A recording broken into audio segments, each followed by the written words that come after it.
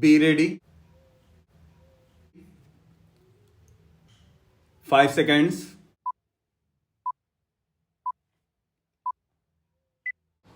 Start. Madam Speaker, on this auspicious day of Vasant Panchami, I rise to present the budget for 2017-18. Spring is a season of optimism. I extend my warm greetings to everyone on this occasion. Madam Speaker, our government was elected amidst huge expectations of the people. The underlying theme of countless expectations was good governance.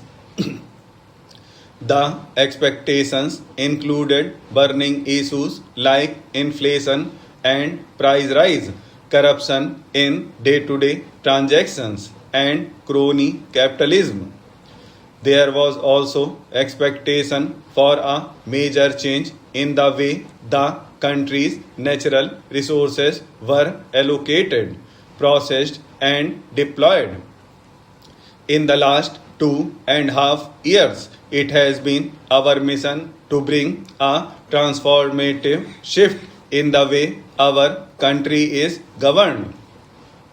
We have moved from a discretionary administration to a policy and system based administration, from favoritism to transparency and objectivity in decision making, from blanket and loose entitlements to targeted delivery, and from informal economy to formal economy.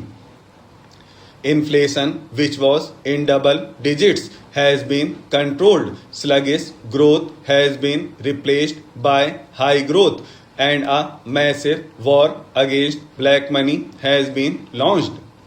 We have worked tirelessly on all these fronts and feel encouraged by the wholehearted support of the people of our initiatives.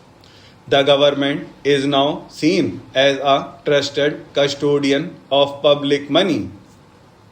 I take this opportunity to express our gratitude to the people of India for their strong support.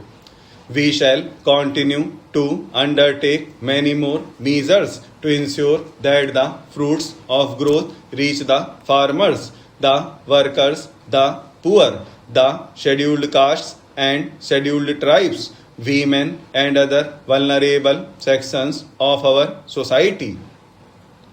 Our focus will be on energizing our youth to reap the benefits of growth and employment. Madam Speaker, I am presenting this budget when the world economy faces considerable uncertainty in the aftermath of major economic and political developments during the last 1 year.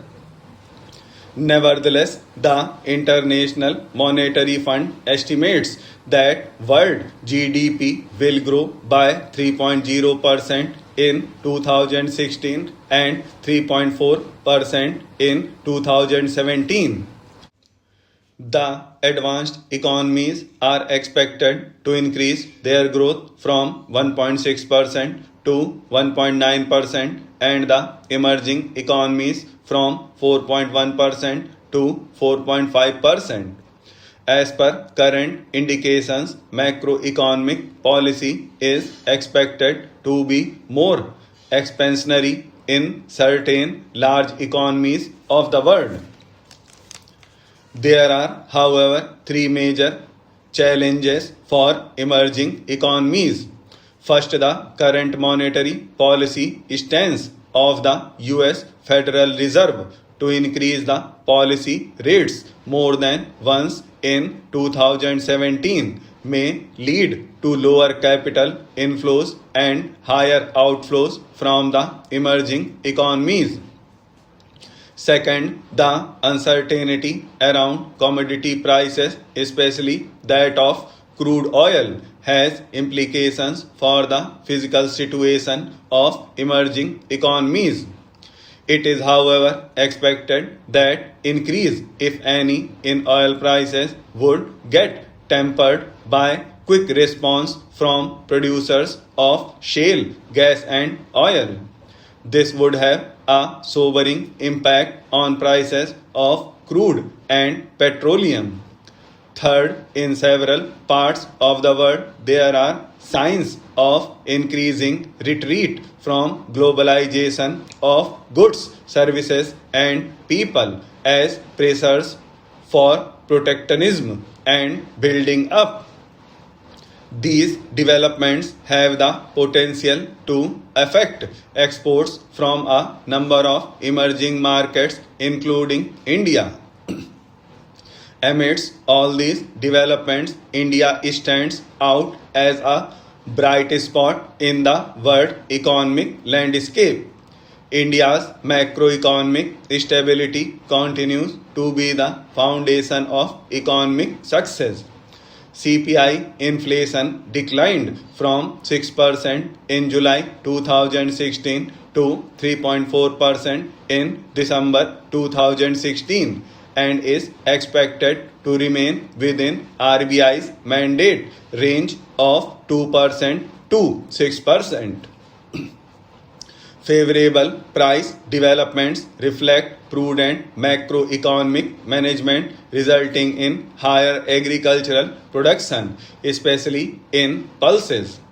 India's current account deficit declined from about 1% of GDP last year to 0.3% of GDP in the first half of 2016-17. The government has also continued on the steady path of fiscal consolidation without compromising on the public investment requirements of the economy. Externally, the economy successfully weathered a number of shocks: the redemption of FCNR deposits, volatility from the US elections, and the Fed rate hike. According to IMF forecast, India is expected to be one of the fastest growing major economies in 2017. A number of global reports and assessments over the last 2 years have shown that India has considerably improved its policies, practices, and economic profile.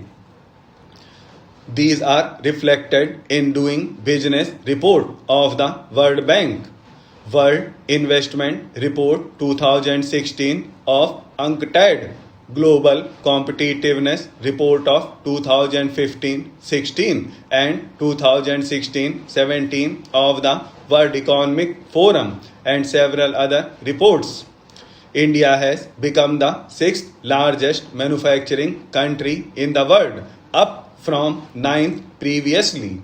We are seen as an engine of global growth that shall ensure better standards of living of our people here. Sir, I must congratulate the Home Minister for the excellent beginning that he has made and for the speed that he has acquired to restore the fundamental rights to the citizens and to appoint commission of inquiry to go into the excesses of the earlier rule as well as the shocking scandals that had characterized last years of the previous regime. However, in all humility, I must confess that it is not enough. The 42nd Amendment of the Constitution should be withdrawn immediately. The fundamental rights will have to be fully restored. The role and power of the judiciary must be restored immediately. Then the necessary correction in the attitude of the police cannot be achieved if at this moment we do not differentiate between those officers and men who acted on instructions and those who went out of their way to trouble and harass people during the earlier rule.